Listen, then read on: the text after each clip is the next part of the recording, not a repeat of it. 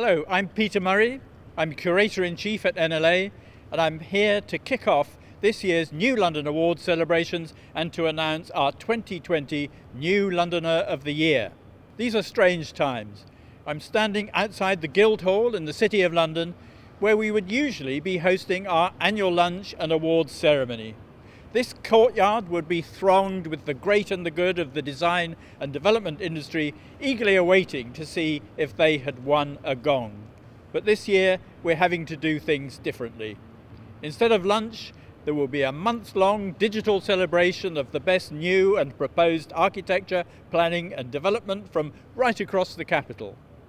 Starting on November the 3rd, winners will be announced daily, with video tours and interviews with winning project teams. You can cast your People's Choice vote until November the 6th. To do that, head to nla.london to have your say.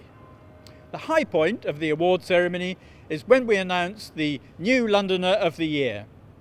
The award is presented to an individual that we recognise for their significant and ongoing contribution to the built environment industry. This year's award goes to someone who was involved with the delivery of the Olympics, a project that had such a positive impact on the capital and made one proud to be a Londoner. They then led one of the great estates, who I think play a key role in London's resilience as a city and will certainly need to do so in the future. So, our New Londoner of the Year 2020 is Dame Alison Nimmo. Alison started her career at Westminster City Council, was Director of Design and Delivery for London 2012, and then was CEO of the Crown Estate for 8 years until she stepped down at the end of last year. So Alison, congratulations, and thank you very much for all the things you have done for London, and now I'll invite you to make your acceptance speech. Alison, over to you.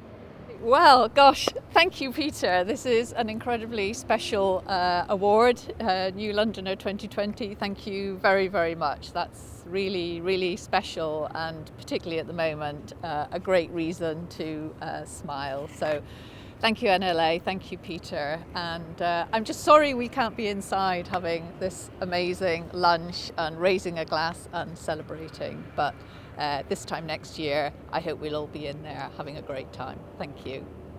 This time last year, I was enjoying my final few weeks at the Crown Estate and getting ready to go off on my travels. But of course, the pandemic's meant no adventures in Bhutan, and I've been locked down in Bermondsey instead. But I've been working with a fantastic team of volunteers on a local mutual aid programme, helping vulnerable residents and doing a lot of community work greening our borough, which has been great fun.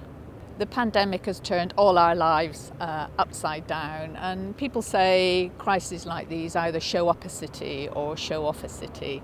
And I found a lot of positivity here in London, the resilience of Londoners, and just sheer kindness of people to strangers.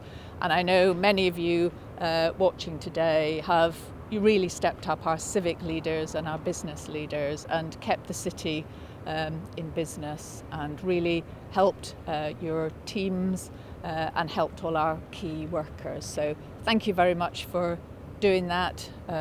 Clearly there are many challenges ahead, but we will get through this together. I don't really think of myself as a new Londoner. I first came here, 30 years ago, as Peter said, to work for Westminster City Council as an idealistic young planner. And back then it was a great city, a bit scruffy around the edges, but it wasn't the global powerhouse that it is today. And of course, great people make great cities. And I've been so lucky to have worked with so many great people over those 30 years. Not least a world-class team delivering London 2012.